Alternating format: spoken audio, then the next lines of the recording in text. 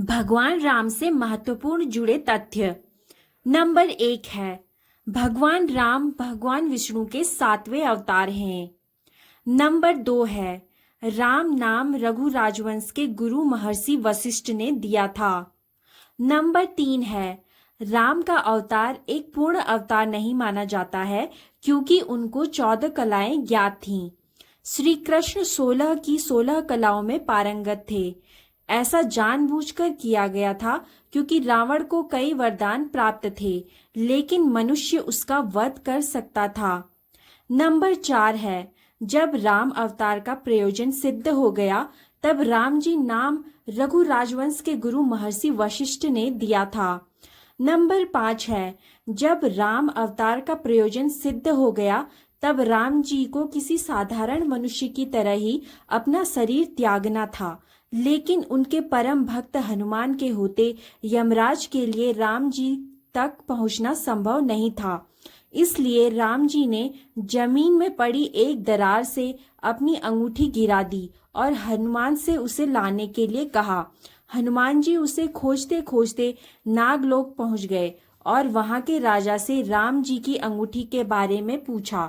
जब राजा ने बताया कि राम जी ने ऐसा उनका ध्यान भटकाने के लिए किया है ताकि यमराज राम जी को ले जा सकें।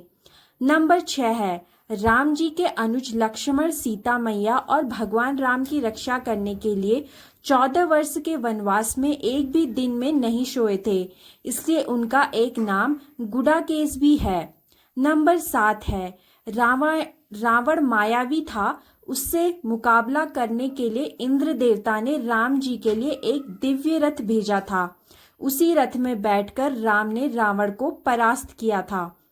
नंबर 8 है, वनवास जाते समय भगवान राम की आयु 27 वर्ष थी। रामचरितमानस के अनुसार रावण का युद्ध 32 दिन तक चला, जबकि दोनों सेनाओं के बीच 87 दिन तक युद्ध हुआ।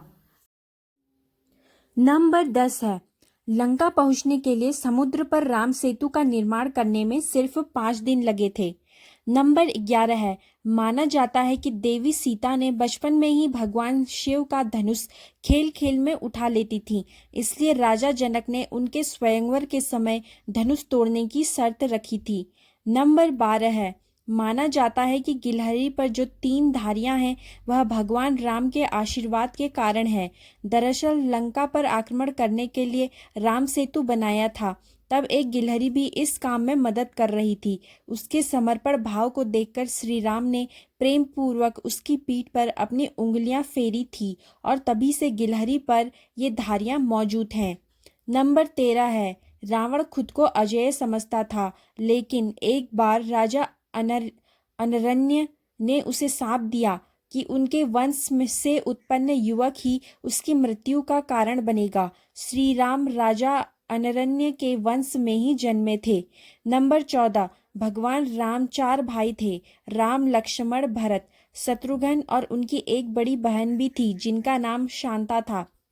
नंबर 15, राम जी के धनुष का नाम कोदंड था। नंबर 16, भगवान विष्णु के 1000 नामों में राम नाम 394 नंबर पर दर्ज है।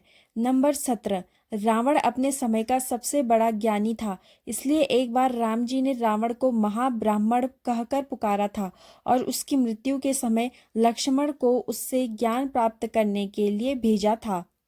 नंबर 18, लंका पर चढ़ाई करने से पहले श्री राम ने रामेश्वर में शिवलिंग बनाकर शिव आराधना की थी।